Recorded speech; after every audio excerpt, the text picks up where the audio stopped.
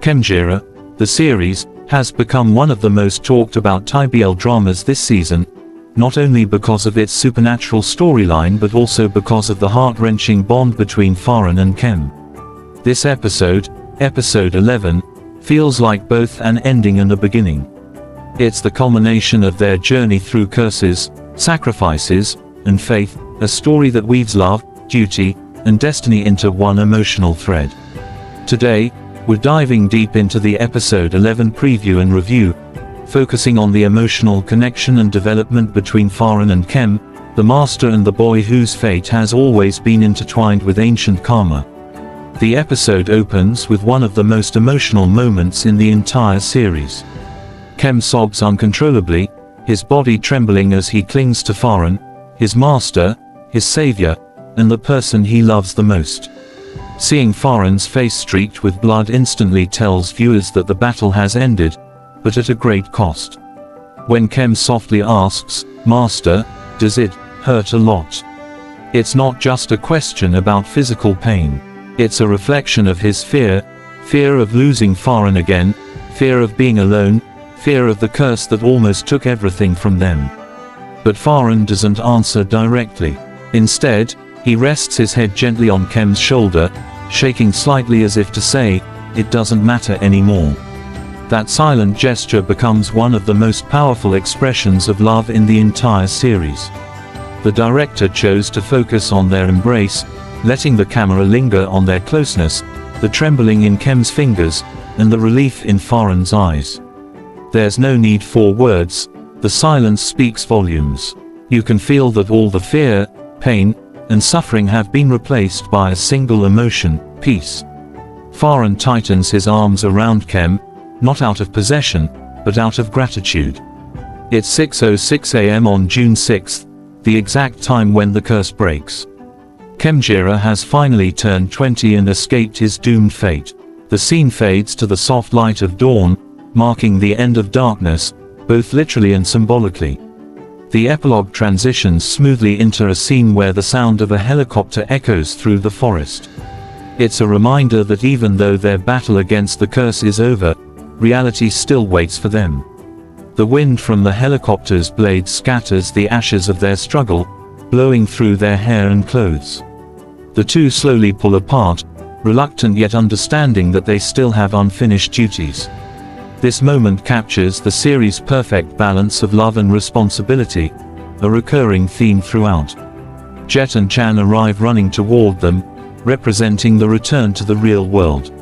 Even though Pharan is visibly exhausted and wounded, he refuses to rest. There's still something sacred left to do, to summon the spirit and return Luang Pu Kazam's body for the final rites.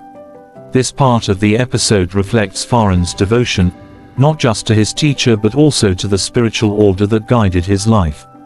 Khem stays beside Pharan, always watching, always ready to help.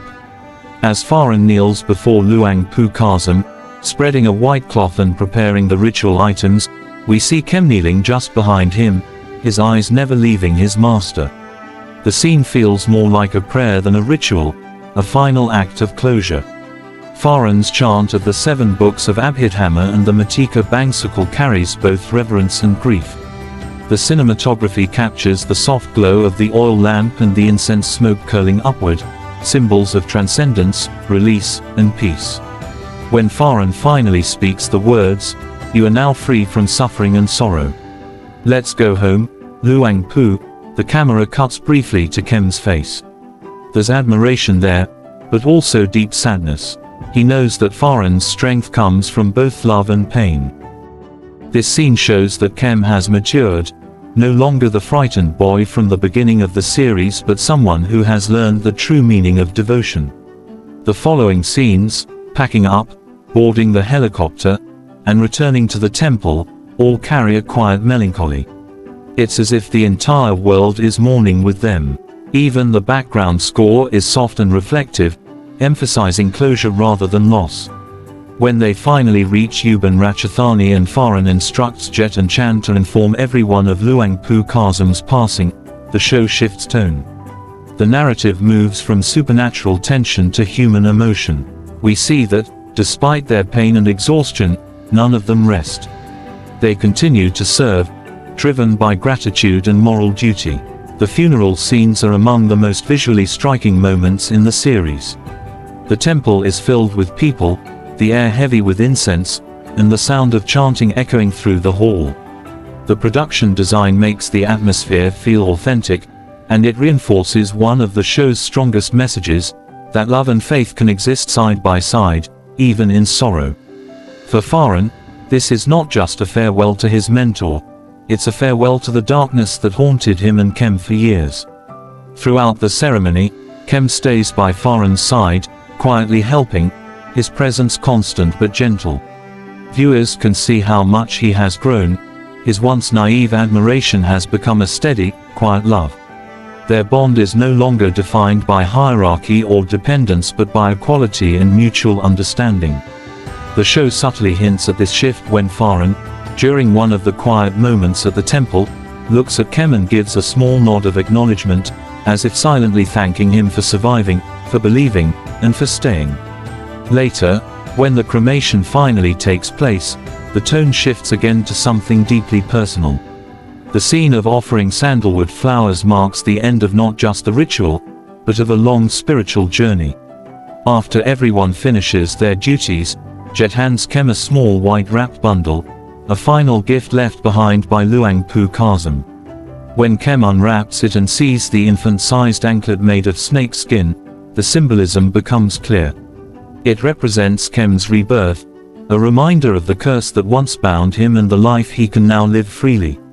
Khem's quiet realization, his eyes glistening with tears, shows how far he's come. This ending works perfectly as both a resolution and an emotional bridge. On one hand, it closes the main storyline, the curse is broken, the mentor is at peace, and love has endured. On the other, it opens new possibilities for Pharan and Khem. Their love story, born from tragedy and sacrifice, now faces a future of healing and rediscovery. What makes episode 11 so special is its restraint. Instead of dramatic confessions or exaggerated dialogue, the episode relies on silence, glances, and gentle touches. The chemistry between Pharan and Khem is natural and intimate, built not through words but through actions and shared experiences. The way Khem supports Pharan, how Pharan leans on him without hesitation, and how they both find peace in each other's presence, it's love portrayed in its purest form. As a viewer, it's impossible not to feel the emotional weight of this episode. The storytelling is mature, the pacing deliberate, and the symbolism layered with meaning.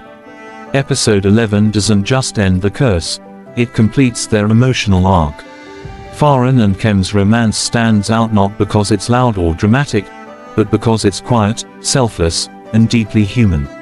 If this truly marks the end of Khemjira the series, then it's a fitting conclusion, tender, soulful, and unforgettable.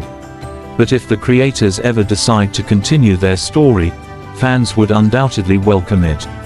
After all, love like theirs doesn't just end when the curse is lifted, it only begins anew.